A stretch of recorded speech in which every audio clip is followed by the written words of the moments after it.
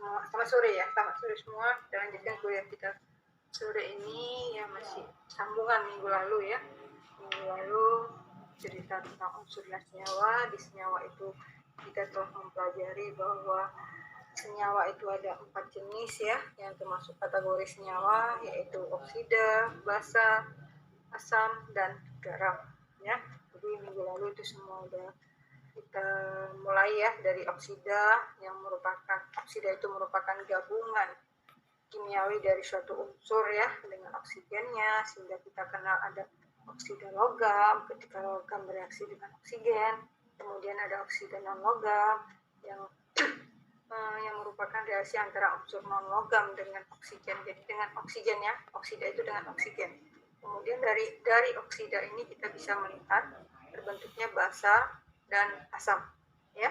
Basa itu oksida basa tambah air ya.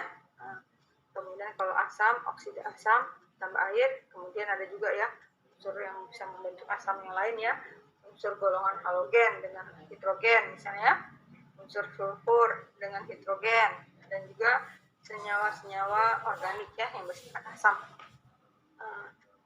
Kenapa itu tujuan kita? Saya bentar ya.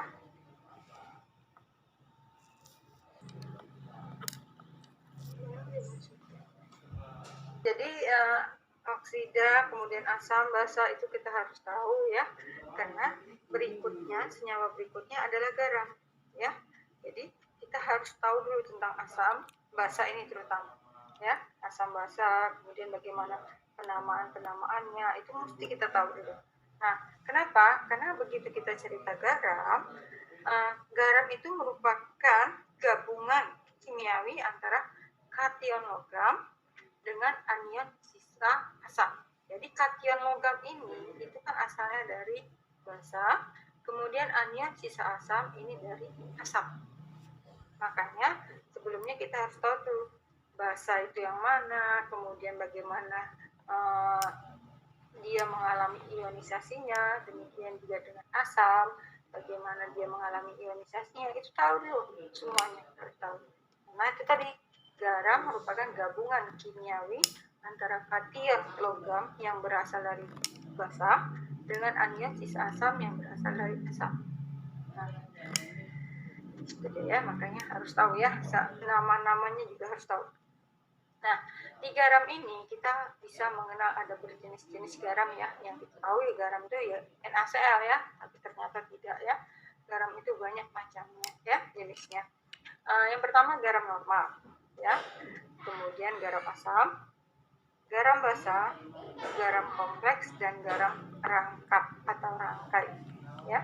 Nah ini, jadi ini ada bermacam-macam garam ya. Jadi kalau dulu kita tahunya garam itu garam yang kita katakan garam itu NaCl saja, sebenarnya enggak ya.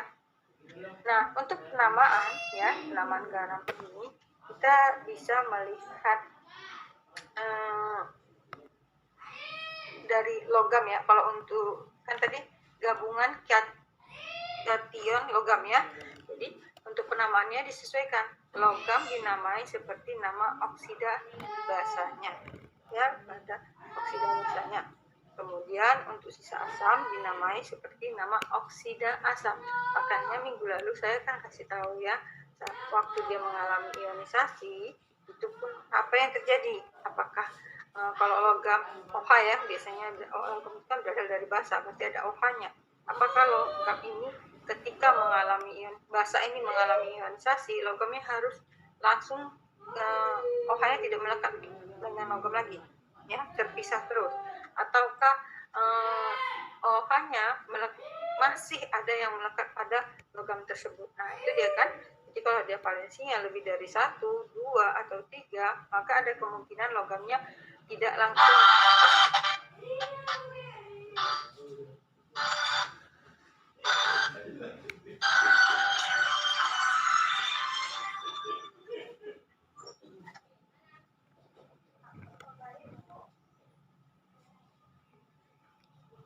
kita lanjut. Untuk penamaan ya, logamnya tadi dinamai berdasarkan nama oksida basa ya. Jadi kita harus tahu kan kemarin bahwa kalau logam itu basa itu logamnya bisakah terurai langsung OH-nya terlepas atau dia bertahap terlepasnya. Jadi ionisasi pertama masih ada logamnya masih mengandung OH. Nah, itu kan sudah kita pelajari yang lalu ya. Nah, demikian juga dengan basanya, asamnya. Sisa asamnya, apakah sisa asam ini langsung hanya nggak ada lagi, ya? Ataukah masih mengandung hidrogen dia, ya? Jadi kita udah penamaannya disesuaikan dengan kalau dia masih mengandung H atau dia sudah hilang H-nya semua. Nah, itulah penamaannya. Makanya minggu lalu kita harus sudah tahu benar bagaimana penamaan untuk oksida basa logam dari yang berasal dari oksida basa tadi, kemudian sisa asamnya bagaimana. Nah, jadi kalau sudah tahu ini gampang, ya. Makanya syarat yang pertama harus tahu, ya. Oke, kita lanjut ya.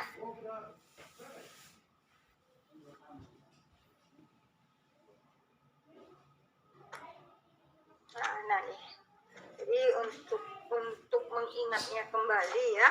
Nah, karena tadi saya bilang ya, itu kan ada kalau dia valensi 1, valensi 2, valensi 3. Nah, kita mulai dengan basanya. Kita lihat. Tadi kan basa itu dia akan terurai ya. Kalau dia terurai sempurna ya, maka akan dihasilkan kation logam dan OH ya. Jadi kalau dia misalnya basanya valensi 1, langsung terurai ya. Na positif dan OH negatif ya. Jadi Na ini disebut dengan kation logam, namanya ion natrium ya. Nah, itu dia. Nah, tetapi kalau dia valensi 2, ada 2 juga kemungkinannya ya. Jadi kalau yang pertama logamnya masih mengandung OH, jadi hanya 1 yang dilepas OH ya. Jadi sini ada CaOH positif ya. Nah, jadi masih OH-nya cuma dilepas 1. Jadi mudah-mudahan masih ingat namanya ion kalsium hidroksi ya, atau kalsium basa ya. Nah, setelah itu CaOH positif 1, ini barulah dilepas lagi OH-nya 1. Hasil akhirnya Ca2 positif ditambah dengan 2 OH negatif jadinya ya. Nah, ini yang disebut dengan ion kalsium. Jadi kation logamnya bisa dalam bentuk CaOH positif ataupun Ca2 positif. Nah, itu dia.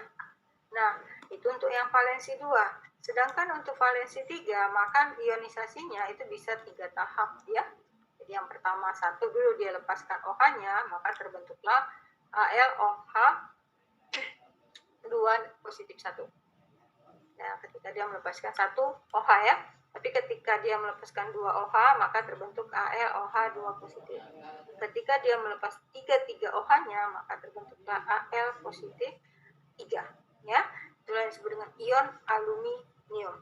Jadi kalau dia 1 aja, mudah-mudahan masih ingat juga ya, ion aluminium dihidroksi ya.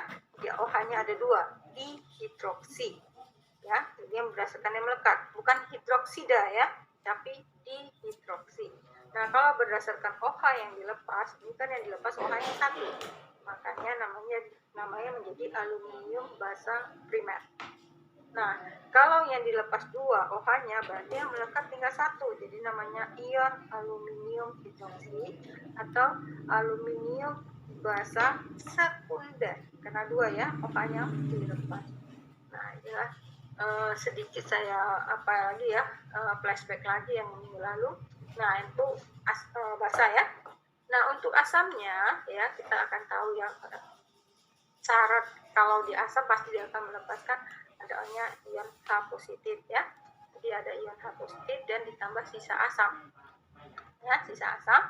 Nah, kalau dia valensi 1 ya, satu macam satu, nah, dia akan langsung terurai ya menjadi H positif dan ion Cl ya. Kalau contohnya kita ambil sini HCl, HCl ya, inilah ion klorida, Cl negatif yang klorida. Nah, kemudian untuk yang valensi 2,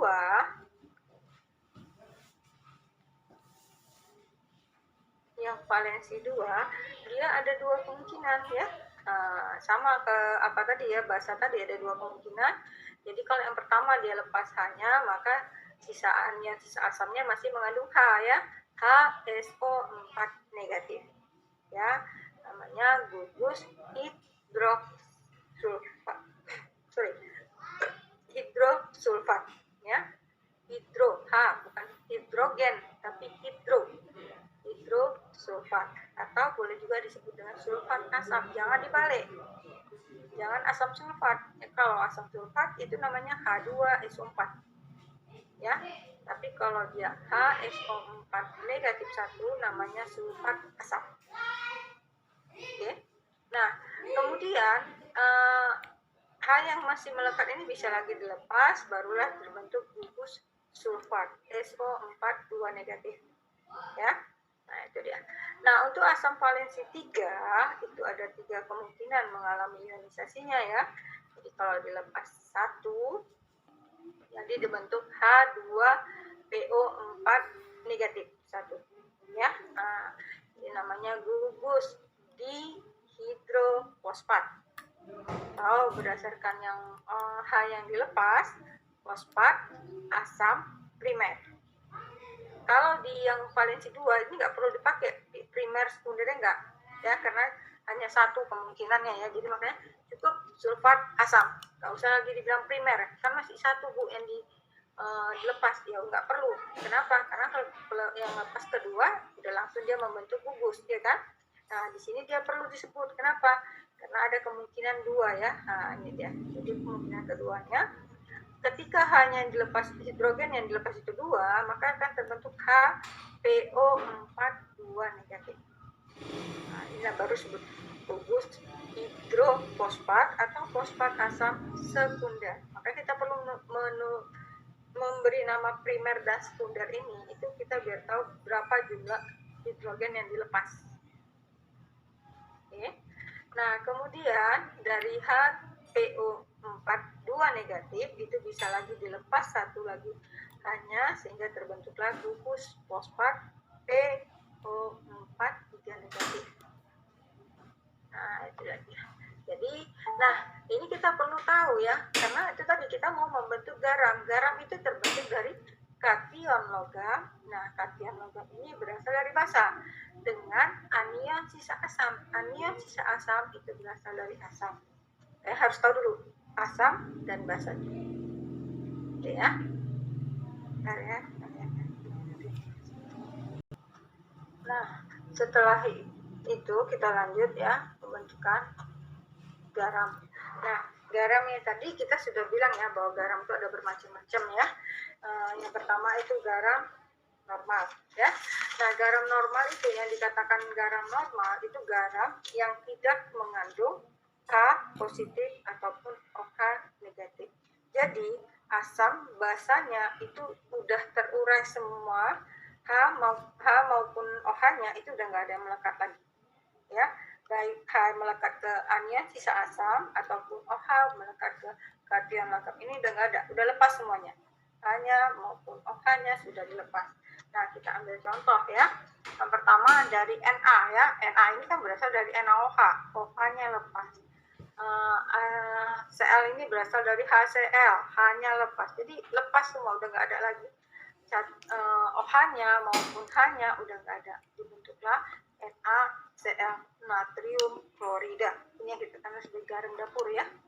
Nah, kemudian contoh berikutnya adalah Ca2 positif. Ya, itu berasal dari CaOH, basa ya, OH-nya lepas semua. Kemudian SO4 2 negatif berasal dari H2SO4, hanya lepas semuanya. Jadi enggak ada. Jadi walaupun dia asam maupun basa valensinya 2 ya, tapi di sini dia di kation logam maupun anion sisa asam itu H dan OH-nya udah nggak ada lagi ya. Nah, itu dia. Sini Ca2 positif bereaksi dengan gugus SO4 2 negatif, maka dibentuklah garam CaSO4 kalsium sulfat. Nah, berikutnya Al 3 positif, AlOH 3 kali ya kan. Nah, ini OH-nya lepas. Kemudian bereaksi dengan PO4 3 negatif dari H3PO4 ya. H3PO4 hanya lepas semua, maka dia bisa membentuk AlPO4 aluminium fosfat. Nah, berikutnya adalah Na ya. Na ini valensinya 1, SO4 valensinya -2 ya, positif 1 Na, SO4 nya negatif 2. Bisa bergabung, bisa dengan Nah, syarat Na-nya dikali 2 ya, biar harus dia negatif positifnya ditambahkan 0 ya. Nah, ini jadi Na2 SO4 natrium sulfat.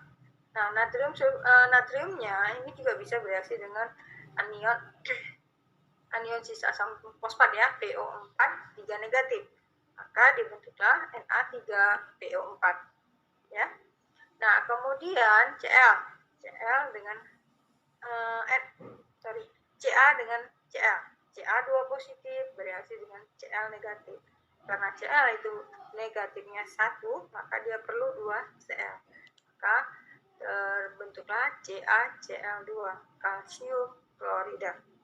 Nah, berikutnya Ca2 positif bereaksi dengan 2 molekul 2 gugus PO4 3 negatif. Ya, maka dibentuklah Ca3PO4 2 kali kalsium fosfat. Nah, kemudian Al ya, ini dia. Al 3 positif bisa bereaksi dengan Cl negatif ya 3 bentuk aluminium klorida. Kemudian bisa juga bereaksi dengan SO4 ya, jadi Al3 SO4 2 ya, kali silang jadi Al2 SO4 3 kali aluminium sulfat. Nah, ini demikian. Nah, jadi ini garam yang terbentuk ini semuanya tidak ada lagi H ataupun OH. Inilah yang dikatakan garam normal. Jadi baik basa maupun asamnya telah terurai secara sempurna.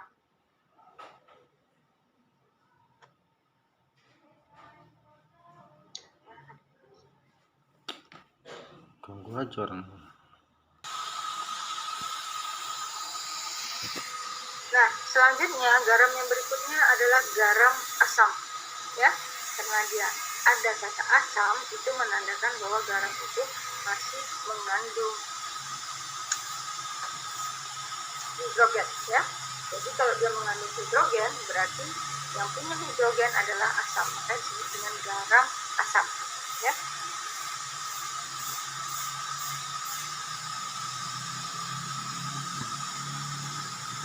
Nah, kita lihat.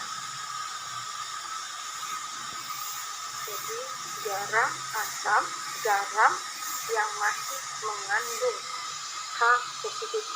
H positif itu berarti asamnya harus anion sisa asamnya harus mengandung H ya, minimal 1.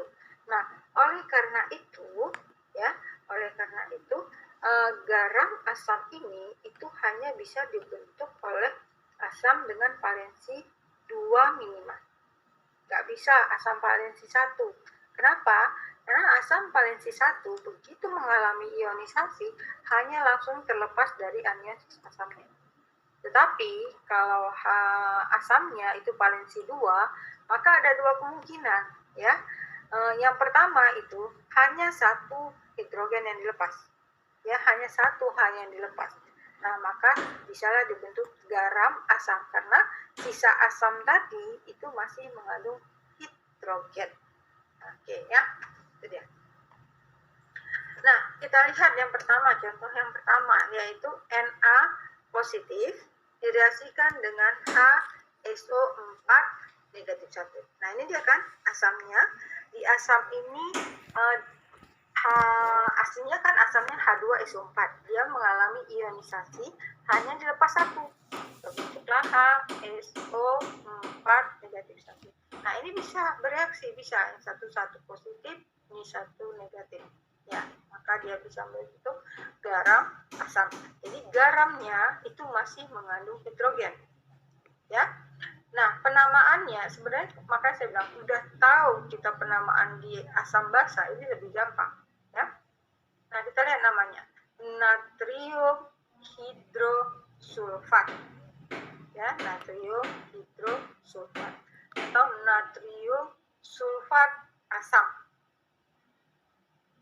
Ya, natrium sulfat asam atau natrium bisulfat.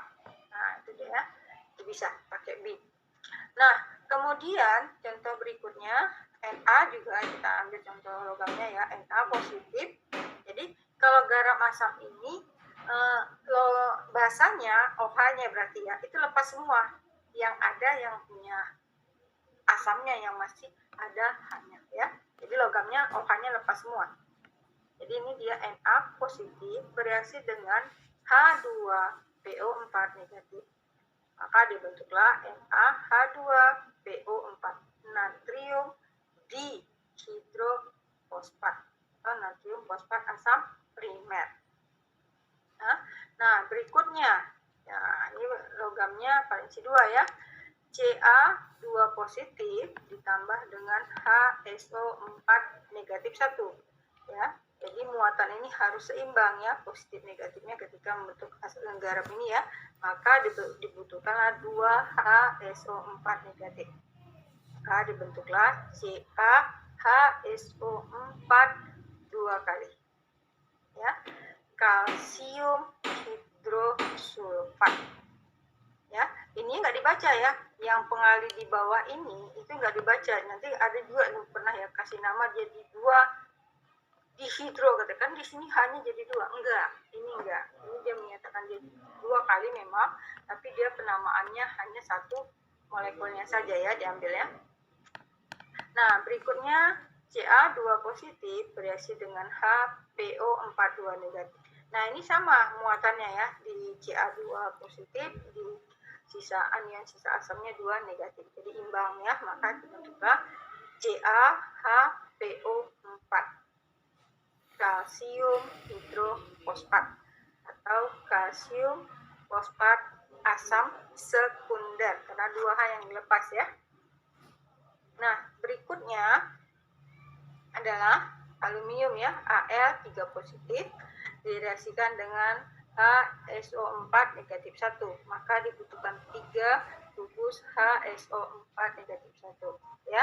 Maka terbentuklah AlHSO4 3 kali. Sama seperti yang di atas tadi ya.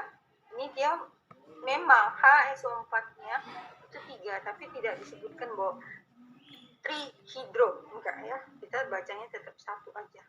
Ya, makanya namanya aluminium hidrosulfat atau aluminium sulfat asam. Nah, berikutnya Al3 positif dengan HPO4 2 negatif ya. Ini satu muatannya 3 positif, 2 negatif kali silang ya. Jadi Al2 HPO4 3 kali. Nah, ini juga tidak perlu dibilang di aluminium, enggak. Ya, tetap biasa aja aluminium hidrofosfat atau aluminium fosfat asam sekunder. Nah, itu dia. Jadi ingat ya penamaannya. Makanya minggu lalu saya tekankan kali cara pembacaan untuk asam dan basa ya, karena pembentukan garam ini bergantung sebenarnya waktu asam dan basanya mengalami ionisasi.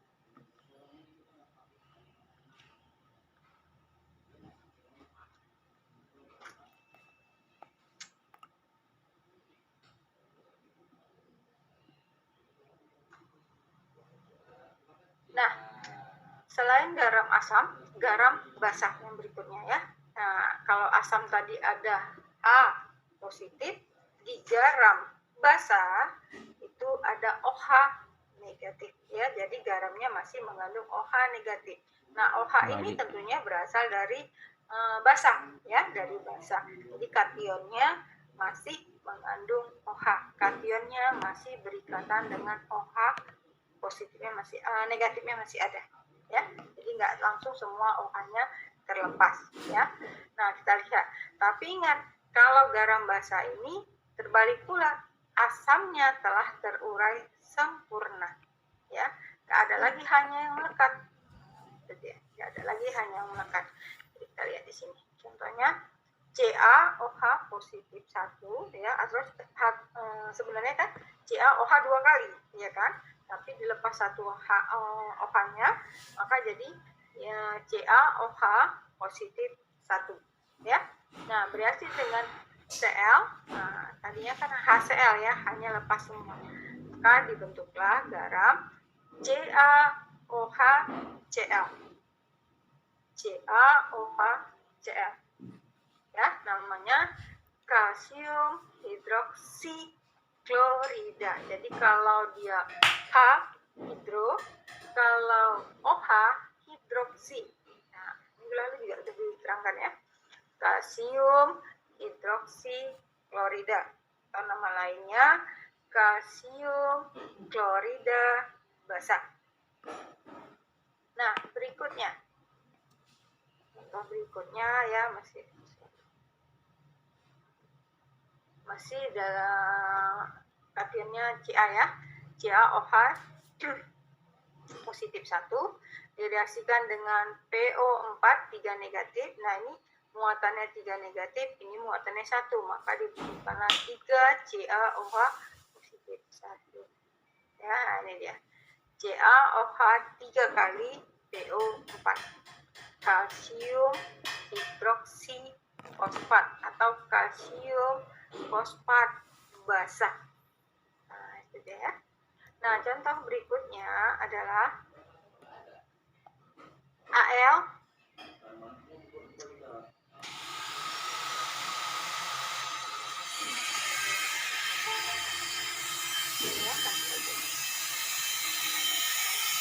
berikutnya AlOH 2 kali positif 1 ya. Jadi sini OH-nya letak 1 ya. Reaksi dengan Cl negatif. Nah, maka untuk AlOH 2 kali Cl ya. Jadi ini beda ya antara yang di sini AlOH 2 kali dengan CaOH 3 kali. Nah, di sini Ca-nya semuanya, CaOH-nya yang 3 kali.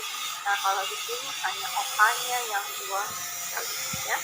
AlOH 2 kali Cl aluminium dihidroksiklorida ya, atau aluminium klorida basah primer.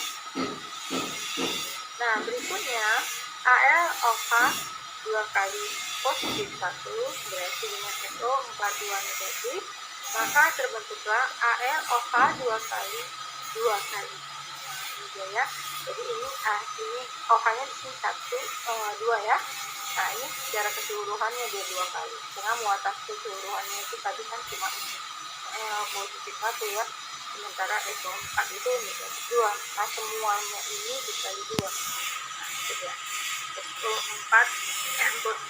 SO4 aluminium dihidroksisulfat ya, aluminium dihidroksisulfat atau aluminium sulfat basah primer.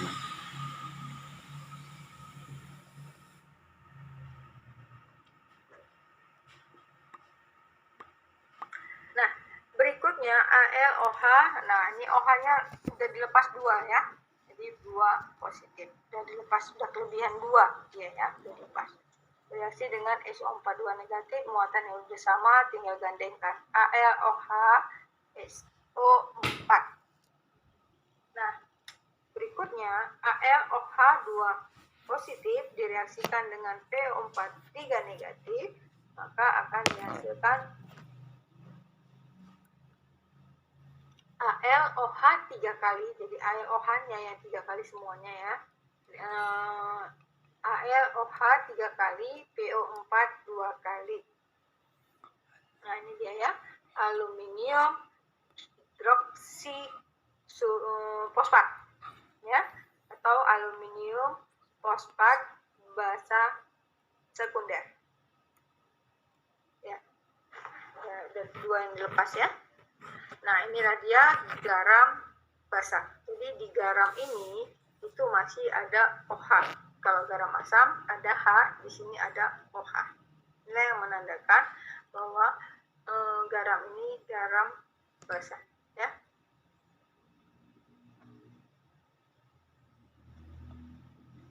Nah, berikutnya garam kompleks ya. Garam ini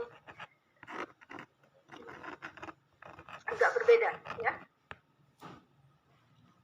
agak berbeda dengan garam-garam yang sebelumnya. Kenapa? Di garam kompleks ini itu bisa ada beberapa kemungkinan ya. Ada kemungkinan pertama mengandung satu macam logam dan dua macam sisa asam.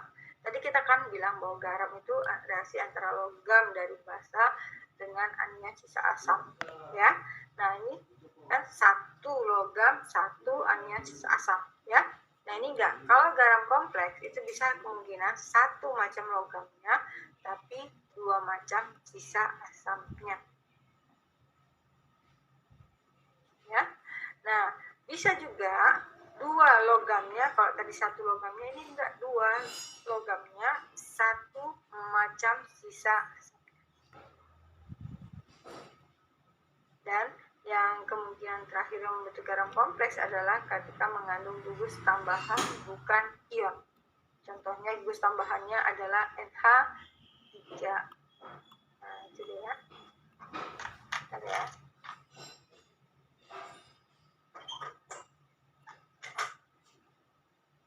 Kita lihat ya. Nah, contoh berikut ini yang menunjukkan adanya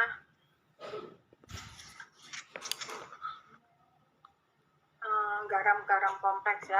Yang pertama yaitu FeCN3. Nah, ini juga garam ya. FeCN3 itu udah garam ya, dari HCN ya, asam sianida. Logamnya dari FeOH, kan sudah garam ya. Bereaksi dengan garam yang lain ya. Jadi ada dua garam di sini ya. Dua FeCN3 dan KCN. Nah, ini masing-masing ini sebenarnya sudah garam ya. Nah, ini dia. Nah, kemudian dia bergabung, dia bisa membentuk K3FeCN6 kalium perisianida. Ya, kalium perisianida ya. K valensi 1 3, Cn valensi 1 6. Berarti Fe di sini valensi 3, makanya kalium perisianida. Nah, berikutnya, jadi di sini ingat ya, ini logamnya yang 2. 1 2. Ya, logamnya yang 2. Ini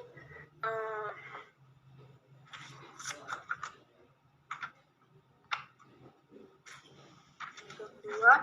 Nah, yang terbanyak memang di alam itu logamnya yang 2 ya. Asamnya 2 itu jarang, tapi yang paling banyak adalah logamnya 2, sisa asamnya 1 ya. Nah, ini yang contoh berikutnya adalah Ki dengan HgI2 ya. Terbentuklah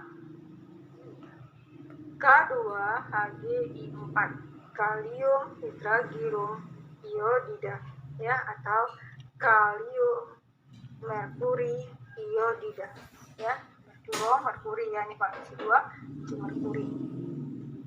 Nah, kemudian ini ada lagi ya, enggak tetap dibentuk garam kompleksnya ya. Mg3PO4 2 kali direaksikan dengan NH4 3 kali PO4, maka dibentuklah MgNH4 PO4. Nah, ini ya, logamnya 2, NH4 itu kita sudah bilang ya, walaupun dia gugus, dia mempunyai sifat yang mirip dengan golongan amonium, maka di sini dia dianggap logam ya.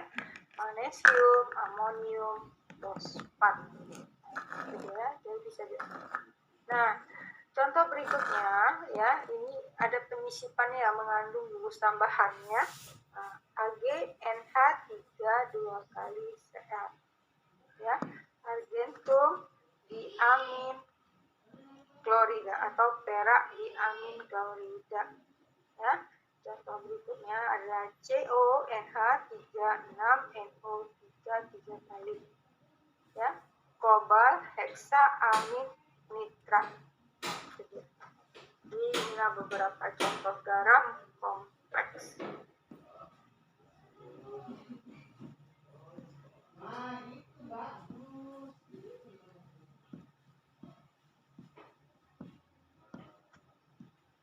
Nah, selain garam kompleks ya, ada juga garam rangkap atau garam rangkai. Ini kalau tadi kan garam yang satu dengan garam yang lainnya itu bergabung ya. Nah, ini enggak ya. Dia tetap ya, garam rangkap ini itu terdiri dari 2 atau lebih garam normal. Ya. Nah, biasanya garam ini menggabung juga ya, tergabung juga di dalam garam ini ada mengandung air kristal ya. Jadi dia garamnya gabungan antara 2 atau lebih garam normal, kemudian juga biasanya mengandung air kristal ya. Ini kita ambil contohnya K2SO4 dengan Al2SO4 3 kali. Nah, ini bisa membentuk garam rangkap dengan mengikat H24H2O. Jadi kadang penulisannya ini ada 2 versi ya penulisannya. Tadi ada yang tuliskan saja ya garam sebelumnya. Jadi ada K2SO4, Al2SO4 3 dan mengikat 24 kristal air ya. Nah, penulisan garam yang rangkap ini tadi itu bisa disederhanakan lagi ya. Bisa disederhanakan, jadikan Al, ini dia SO4 ya di sini sekali, di sini ada 3 kali. Nah, ini dia. Jadi orang sering menulis 2 KAI SO4 2 kali SO24H2O. Nah, contoh berikutnya adalah FeSO4 dengan NH4 2 kali SO4. Nah, ini dia mengandung 6 ya, 6 molekul air ya. Jadi FeSO4 NH4 2 kali SO4 dengan 6 molekul air ya, kristal ya. Makanya penulisannya bisa disederhanakan ya. Kebetulan diberikan ada SO4 dia bisa sekali saja penulisannya ya, hanya sekali saja penulisannya jadi ya. Nah, ada di sini ini gabung SO4 2 kali. Nah, contoh berikutnya adalah CaCO3 direaksikan dengan MgCO3 dan juga ada air ya. Jadi terbentuk tuliskan kembali ya CaCO3 MgCO3 2H2O 2H2O. Jadi dapat ditulis CaMgCO3 3 kali 2H2O ya. Nah, ini jadi garam rangkap. Nah,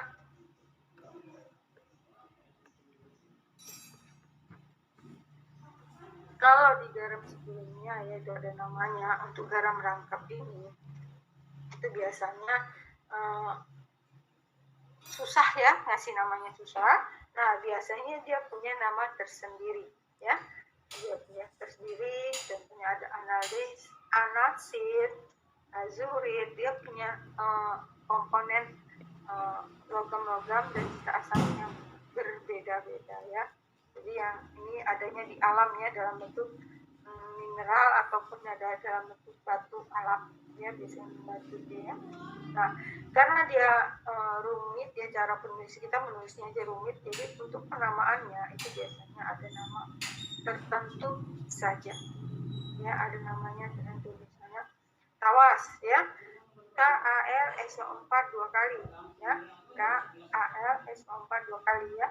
Jadi cuma sehari-hari kita nggak ada nama KALSO4 2 kali, nggak ada ya, cukup menyebutnya dengan tawas ya, kita sebut dengan tawas ya. Ini batu-batuan mineral ya yang ada di alam ya, yang untuk garam-garam rangkap.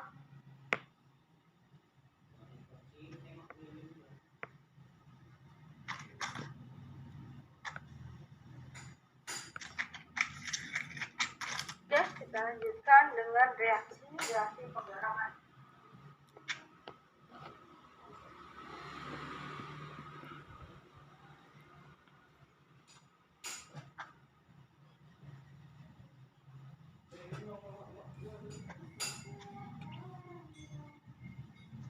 Nah, untuk mendapatkan garam, baik garam normal, garam asam, garam basa, maupun garam rangkap, itu ada beberapa reaksi ya, menggambarkan reaksi penggaraman tadi ya. Jadi kita mulai dengan reaksi penggaraman yang pertama ya. Nah, ini untuk membentuk garam normal ya. Nah, itu bisa dengan mereaksikan asam dengan basa ya. Nanti akan dihasilkan garam normal dan tambah air. Ambil contoh H2SO4 direaksikan dengan NaOH, maka akan dibentuk Na2SO4 tambah 2H2O ya. Kemudian HBr direaksikan dengan MgOH, maka akan dihasilkan MgBr2 ditambah dengan 2 molekul H2O. Jadi di sini asam hanya lepas, basa hanya lepas semuanya. H dan OH itu bergabung membentuk hidro H2O ya. Hanya lepas dari asam, OH-nya lepas dari basa, dia akan membentuk H2O. Dan ini garamnya garam normal. Oke, HBr dengan Mg juga demikian. Hanya lepas, OH-nya lepas membentuk H2O. Br-nya dengan Mg-nya bergabung membentuk MgBr2 garam ya. Nah, itu yang dibentuk adalah garam normal. Nah, bisa juga dengan mereaksikan oksida ya. Oksida asam ya. Jadi asam basa tetap asam basa ya, tapi ini bukan asamnya tapi oksida asamnya. Nah, oksida asamnya kita reaksikan dengan basa, itu dia juga bisa menghasilkan garam tambah H2O air ya. Ambil contoh oksida yang pertama yaitu SO3 direaksikan dengan BaOH 2 kali, maka akan dihasilkan BaSO4 tambah H2O ya, H2O.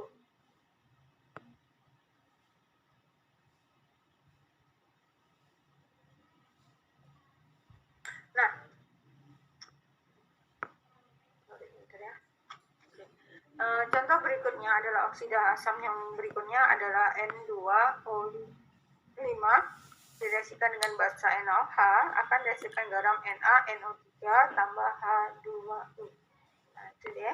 Jadi bisa dari oksida asam dengan basa tetapi harus diingat tetap asam basa ya, asam basa. Lalu bisa menghasilkan garam.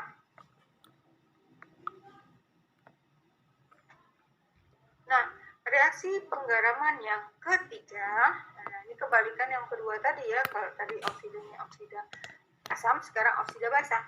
Nah, maka karena dia oksida basa, kita reaksikan dengan asam. Barulah dihasilkan garam tambah air atau H2O ya. CuO tambah H2SO4, maka akan dihasilkan CuSO4. CuSO4 ditambah dengan H2O ya, H2O. Nah, Fe2O3 direaksikan dengan HCO3, maka akan dihasilkan Fe2CO3 3 kali tambah H3H2O. Nah, itu dia ya. Nah, untuk reaksi penggaraman ketiga ini ya, kalau kalian mudah-mudahan ingat ya, ada oksida basa itu biasanya menyebabkan terjadinya karat ya, karat kan. Jadi sering penyebab terbentuknya karat ya. Nah, misalnya, jadi untuk menghilangkan karat-karat ini kita bisa mereaksikannya, menggosokkannya. Misalnya ada besi yang udah berkarat, itu kita bisa menghilangkan karatnya dengan menambahkan asam ya. Jadi, nah kalau kalian punya orang tua di rumah, ibu-ibu itu yang paling tahu tuh ya. Kebetulan saya kan ibu-ibu ya, ibu tahu. Oksida basa ini, reaksi penggaraman ketiga ini sering dipakai di kehidupan sehari-hari ya. Kalau misalnya ada sendoknya, ada karat-karatnya, kita cukup ambil asamnya. Apa? Oh, yang ada di rumah yang setiap saat mungkin ada asam putih ya, CH3COH atau asam sitrat ya. Asam sitrat itu dari jeruk nipis. Nah, itu digosok, nanti itu dia akan luruh gitu ya karatnya. Kenapa? Karena telah terjadi reaksi penggaraman ya. Jadi misalnya oksida itu ya, ini penyebab karat ya, salah satu penyebab karat. Jadi kalau di sini asam karbonat ya, asam lemas sih sebenarnya. Tapi begitu dia bereaksi di sini ya, kondisi Fe-nya dia ikan, Fe-nya dia ikan, ya bisa diikat ya. Nah, jadi itulah sebabnya kalau sendok udah digosok bekarat ya, sendok bekarat kita kasih jeruk nipis itu karatnya hilang ya. Kenapa? Bukan hilang tak kemana, tapi tidak ya. Karat itu akan bereaksi dengan asam membentuk garam. Nah, garam itu biasanya dia bersifat larut dalam air, jadi makanya hilang dia ya kan. Itu dia. Yang paling gampang untuk mereaksikannya kita tambah aja jeruk nipis ya. Jeruk nipis bisa. Nah, ada asam sitrat di dalam jeruk nipis. Nah, berikutnya, reaksi penggaraman berikutnya adalah mereaksikan oksida asam dengan oksida basa. Oksida asam dengan oksida basa dan dibentuklah garam. Nah, jadi di sini kita ambil contoh SO3 direaksikan dengan BaO, maka akan dihasilkan BaSO4. Ya, Na2O5 direaksikan dengan Cu2O, maka akan terbentuk CuNO3. Nah, jadi dari oksida-oksidanya bisa juga terbentuk garam. Ya. Jadi banyak ya mekanisme untuk membentuk garam ya.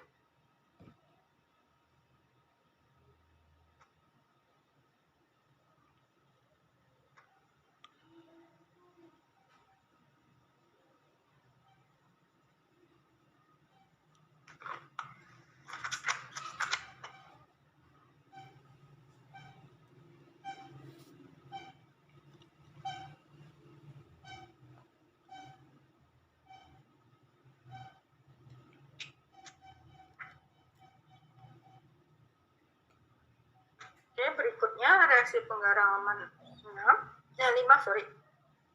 Nah, ini logam dengan asam. Nah, itu bisa juga menghasilkan garam. Ya, bisa menghasilkan garam. Nah, dari asamnya tadi hidrogennya dibebaskan. Ya, hidrogennya dibebaskan. Jadi, kalau logamnya kita ambil Mg, direaksikan dengan HCl, maka nanti akan terbentuk garam MgCl2. Nah, hidrogennya dibebaskan. Kemudian Pb, logamnya kita reaksikan dengan H2SO4, ya, nanti akan terbentuk garam PbSO4. H tambah H2. Nah, kalau untuk reaksi penggaraman logam dengan asam, ini yang harus diingat ya, dan mungkin di SMA atau sering lainnya dipakai ya, deret volta. Ya, ini kemampuan logam itu untuk saling menggantikan, ya. Jadi kalau misalnya di sini kan logam yang melekat di asam ini, yang melekat di asam H ya kan.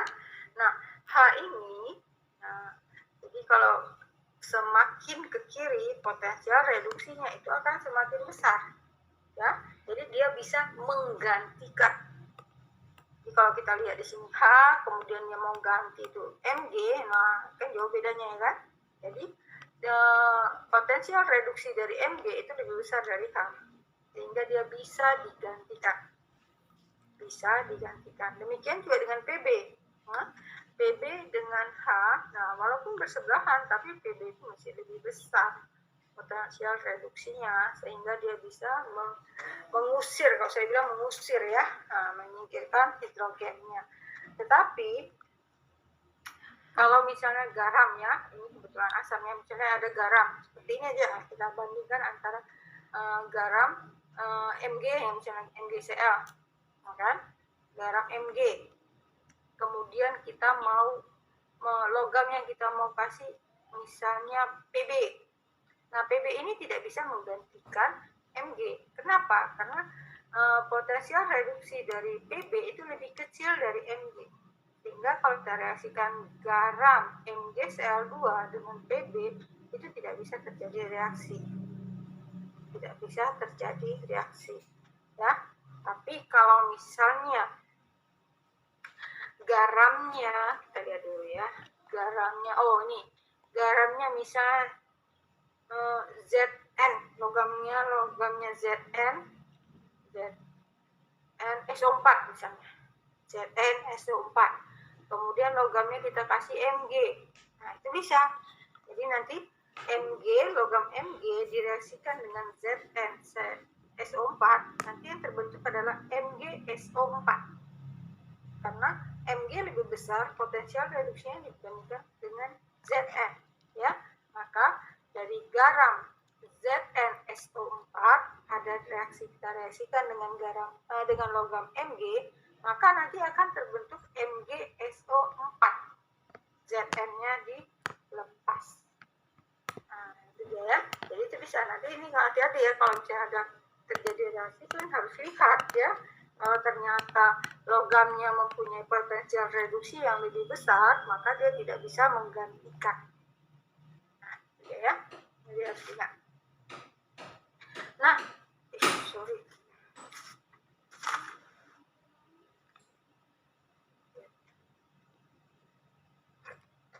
Reaksi penggaraman selanjutnya adalah reaksi penggaraman 6, ya.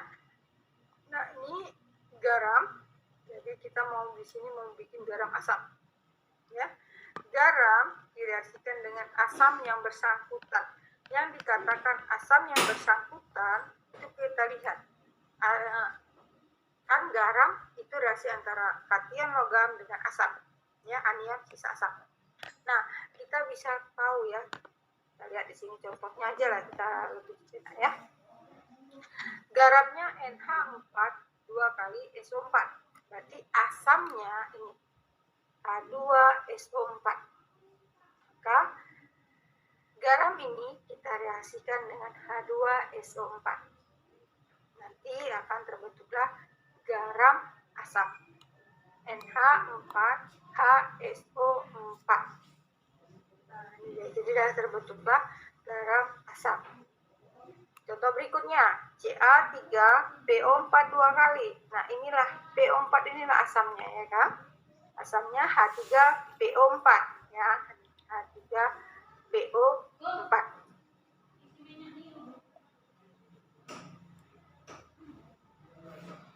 Oke. Maka terbentuklah CaH PO4. CaH PO4.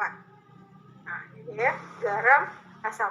Nah, sebenarnya itu selain CaH-PO4 itu masih bisa dibentuk CaH2PO4 2 kali.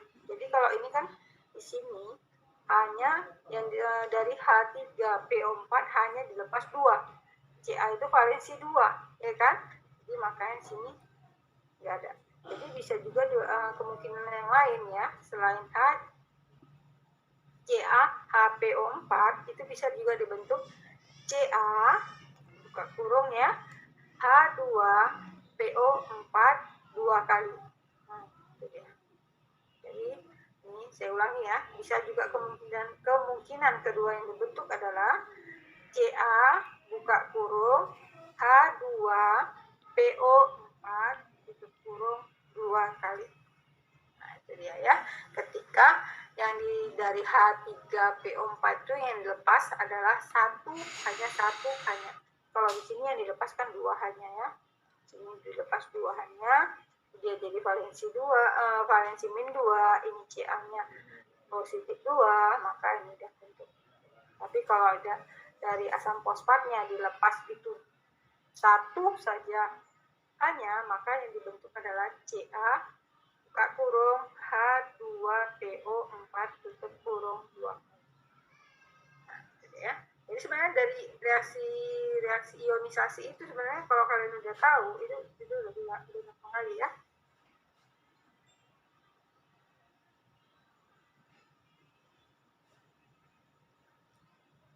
Nah, reaksi penggaraman yang selanjutnya yang ke-7 ya. Nah, yang ke-7 ini mirip dengan yang ke-6 tadi. Nah, kalau tadi garam dengan asam yang bersangkutan, sekarang garam dengan basa yang bersangkutan.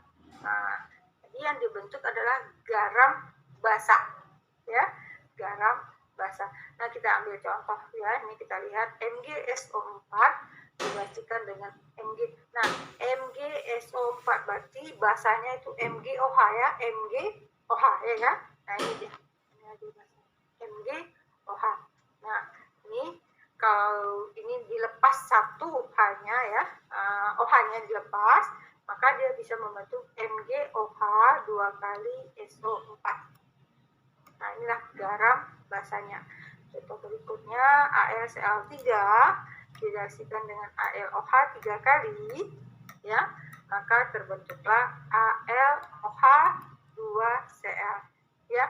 Nah, ini juga dua kemungkinan yang bisa dibentuk ya. Kalau yang valensi 3 ya, AlOH ini valensi 3 kan? OH-nya ada 3, berarti ada dua kemungkinan garam basa yang terbentuk. Nah, kalau yang di sini yang saya bikin ini OH-nya dilepas satu. Ini OH AlOH 3, ya kan? OH-nya ada 3, lepas satu, maka AlOH 2. Ini negatif. Positif 1, Cl-nya negatif 1, pas sama ya. Tapi kemungkinan kedua yang bisa dibentuk adalah AlOH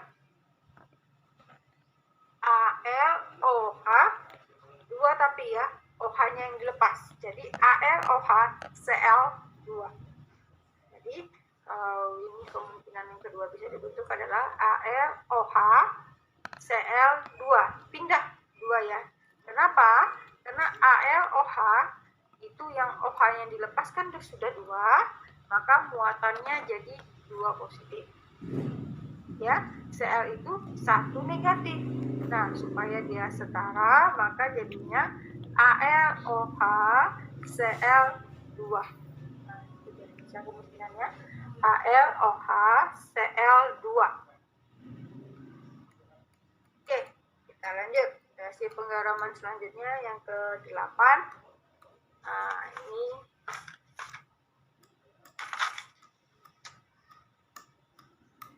garam asam dengan basa yang bersangkutan. Jadi kalau di sini garam asam kita mau kembalikan ke garam normal. Kita kan mau hilangkan H yang ada pada garam asam ya, hidrogen yang ada pada garam asam kita mau hilangkan. Bagaimana caranya? Caranya kita tadi kan garam asam, maka kita lawannya kita cari ya, lawannya karena kita mau menghilangkan asam ini. Kita cari basanya yang bersangkutan ya. Nah, kita ambil contoh di sini. Garam asamnya adalah NaHPO4. Ada H di sini kan? Nah, ini kita mau hilangkan H-nya di sini. Nah, tapi basanya kita pakai yang udah ada pada di garam tersebut ya. Jadi Na ya. Na kita gunakanlah basa yang bersangkutan adalah NaOH ya. Nah, nanti reaksi ini hanya akan terikat ke OH yang ada di sini. Ya, akan terikat. Nanti dibentuklah Na3PO4. Na3PO4. Hanya H yang ada pada garam asam itu akan diikat oleh OH yang ada pada reaksinya. Ya, jadi membentuk H2O. Jadi terbentuklah garam netralnya tadi ya. Nah, garam yang normal ya, terbentuk garam normal. Nah, demikian contoh yang berikutnya adalah MgHCO3 2 kali. Ada H-nya ya. Nah, H-nya kemudian logamnya asamnya basanya Mg ya. Mg logamnya Mg jadi MgOH 2 kali. Maka dibentuklah MgCO3 tambah H2O. Jadi H yang ada pada garam asam itu diikat oleh OH yang ada pada basa yang bersangkutan. Ya, maka terbentuklah garam normal MgCO3 tambah H2O. Oke.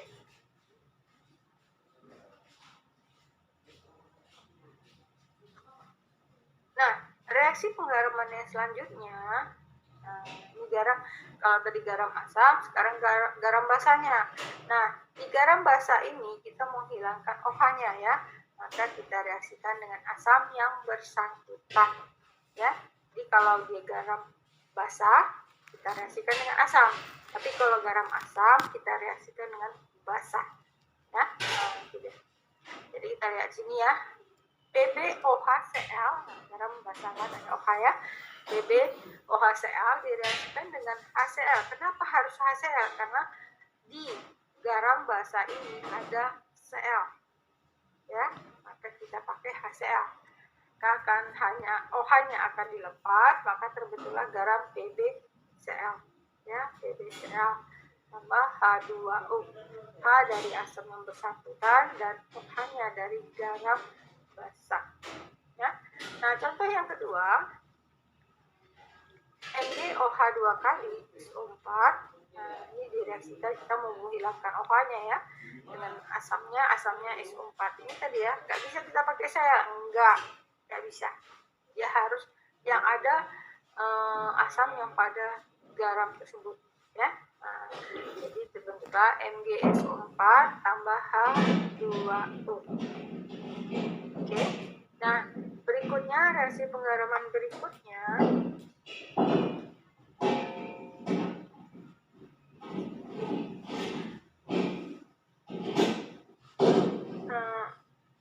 bentar ya.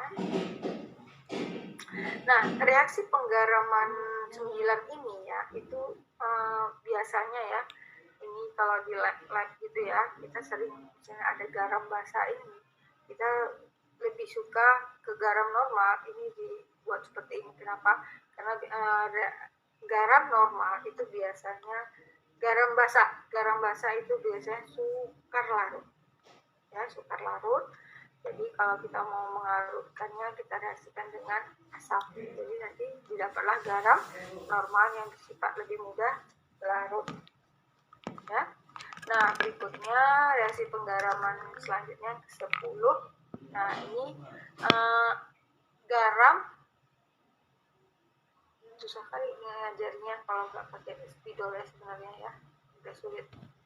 Garam AB, berarti garam AB, A-nya ini melambangkan kation, B-nya itu anion sisa asam ya.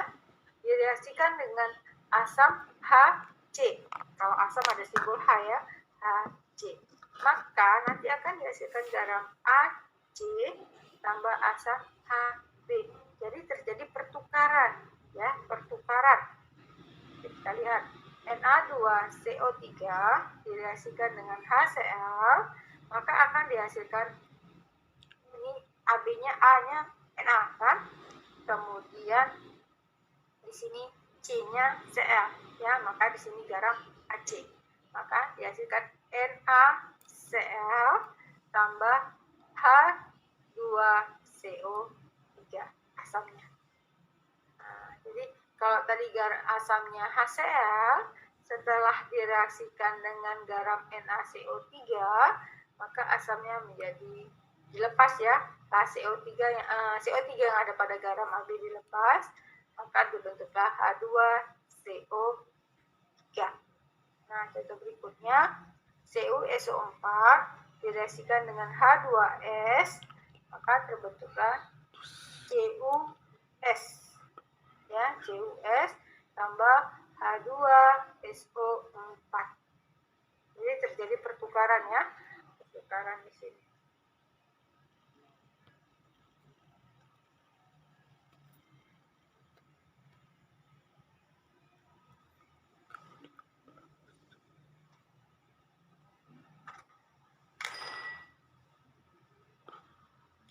Nah, reaksi berikutnya, reaksi penggaraman yang berikutnya yang ke-11 ya, 11.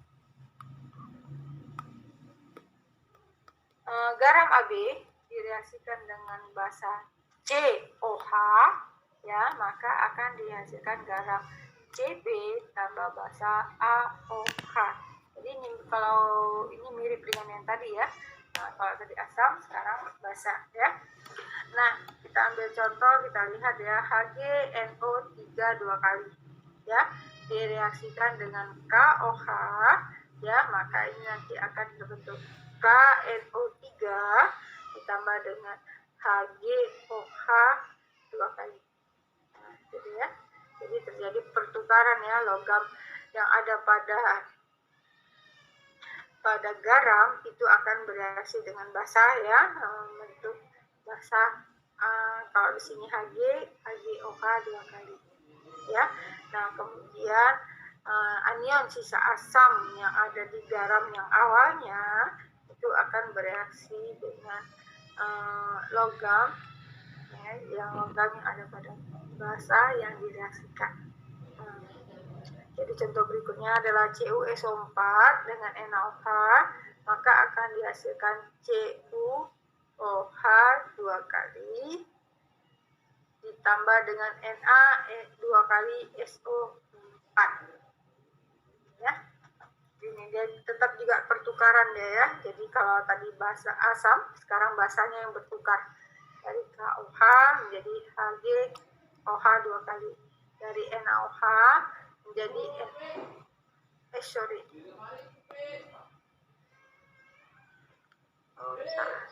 ya, salah letak saya ya. Sorry. Ini basanya ya. Ini CuOH, ini basanya. Sorry. Coba kalian lihat ya slide-nya ya, baru kebaca saya. CuSO4 direaksikan dengan NaOH, maka akan dihasilkan CuOH benar sih, tapi dia bukan garam tapi basah ya. Garamnya Na2SO4 ya, diperbaiki ya tolong ya. Kemudian reaksi penggaraman yang selanjutnya yang ke-12 ya. Nah, ini reaksi garam dengan garam ya. Jadi ini jadi pertukaran pasangan ya. Garam AB tambah garam CB, maka dihasilkan garam AD tambah garam CB ya. Jadi kita lihat Na2SO4, jadi Na-nya yang menjadi A, SO4-nya menjadi B. Kemudian garam yang berikutnya BaCl2 ya. Ba-nya C, Cl-nya D. Nah, lalu tukar. Na, nah ini A ya kan. Nah, yang si D-nya itu Cl, jadi NaCl. Jadi jangan ditengok duanya dulu ya, belakangan ya. Jadi tengok dulu unsurnya apa aja, NaCl ya. Kemudian di sini CB, maka BaSO4. Nah, ini dia. Barulah dihasilkan NaCl tambah BaSO4 ya.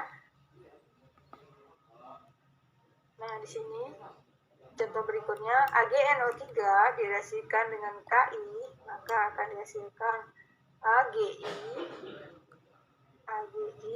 dan juga KNO3. Ya, jadi pertukaran ya, tukar pasangan kita bilangnya, tukar pasangan dia di sini ya. Nah, reaksi penggaraman yang terakhir ya. Nah, ini untuk garam rangkap dan juga garam kompleks ya. Nah, garam penggaraman yang ke-13 itu garam rangkap ya. Jadi garam 1 tambah garam 2 ya udah bentuklah garam rangkap. Jadi di sini tidak terjadi reaksi ya, biasanya terbentuknya seperti itu ya. Jadi kalau di bebatuan itu ada K2SO4-nya, kemudian ada Al2SO4. Nah, gitu ya.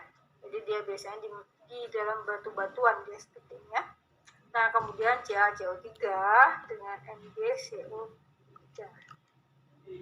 Jadi dihasilkan garam rangkap CaCO3, MgCO3 ya. Nah, berikutnya adalah reaksi penggaraman yang terakhir, garam 1, garam 2 juga, tapi yang dibentuk adalah garam kompleks ya. Jadi EpCN2 direaksikan dengan KCN, maka akan dibentuklah garam kompleks K4EpCN6 ya. Kemudian contoh berikutnya Ki reaksi dengan AgI2, maka akan dihasilkan K2 HgI4. Nah, ini garam kompleks ya. Jadi garam kompleks itu biasanya terjadi reaksi kimiawi ya. Tapi kalau di garam rangkap itu biasanya enggak, hanya berikatan secara fisik saja dia ya. Oke. Nah, sebelum jadi selesai ya kuliah tentang unsur dan senyawa. Nah, ini saya bikin tugas di kalian ya, ada 1, 2, 3, 4, 5, 6. Ada 6 ya, 3 basa, 3 asam ya. Nah, jadi tugas kalian tuliskan ionisasi asam dan basa di bawah ini ya. Jadi KOH bagaimana ionisasinya, BaOH 2 kali bagaimana ionisasinya, air OH bagaimana ionisasinya. Yang basah, yang asam HF bagaimana ionisasinya, H2CrO4 bagaimana ionisasinya, kemudian H3ASO4 bagaimana ionisasinya. Setelah terbentuk ionisasi, terus kalian buat reaksi penggaramannya ya, reaksi penggaraman yang memungkinkan ya. Reaksi asam basa kan berarti kita bisa bentuk garam ya, tapi nanti apakah garam normal yang kamu buatlah sebanyak-banyaknya kemungkinan yang bisa ya. Garam normal, garam basa, garam asam ya. Tapi tadi kalian harus tahu ionisasinya. Itu kalau udah mengalami ionisasi, nanti kan bisa ada OH-nya, kemudian ada H-nya, maka dia bisa membentuk garam asam atau garam basa. Jadi tulislah sebanyak yang kamu tahu. Kemudian beri nama dari masing-masing garam ya, beri nama dari masing-masing garam tersebut. Oke, nah kali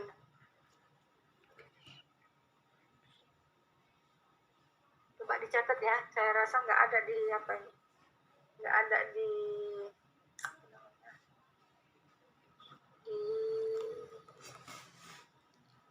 PowerPoint yang saya kasih sama kalian, nggak ada. Catat ya, tuliskan ionisasi basa asam di bawah ini, kemudian tuliskan reaksi pembentukan garam normal, garam basa, garam asam dari ionisasi asam basa dan asam tersebut. Kemudian berikan nama masing-masing garam. Jadi kalau dia ionisasinya masih ada H, apakah dia bikin garam normal, apakah dia bikin garam basa atau garam asam. Jadi buatlah sebanyak yang kalian bisa buat.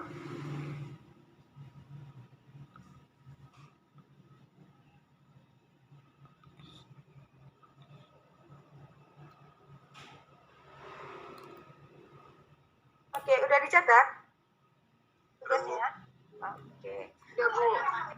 Oke, jadi selesai kuliah kita hari ini ya. Pas 16 slide sudah saya bagi ke kalian. Silakan kalau ada yang mau ditanya. Tugasnya dikumpul minggu depan. Buat dalam bentuk kalian tulis tangan aja. Kalau nanti tulis pakai kalian ketik agak sulit ya. Ada tanda positif negatifnya kan sulit ya. Pakai tangan aja nggak apa-apa. Nanti kalian pakai tangan Bu.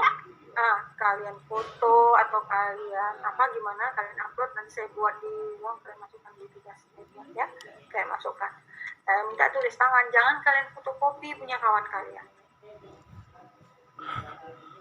Latihan, karena kimia ini kalau kalian hafal itu susah, tapi kalau kalian menulis sambil menulis itu kan biasa terhafal dengan sendirinya. Latihan, nanti waktu ujian jadi enak.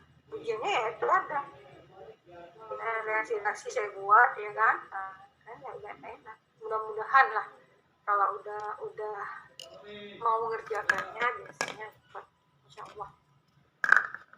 Ada yang mau ditanya?